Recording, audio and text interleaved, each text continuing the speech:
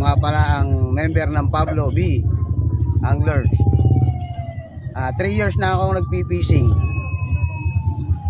Ang laro ko nga pala sa fishing, bottom. Ang lagi namin nahuhuli, mga lapu-lapu, tsaka agot. Ang pagpipishing, sa totoo lang, swertihan lang.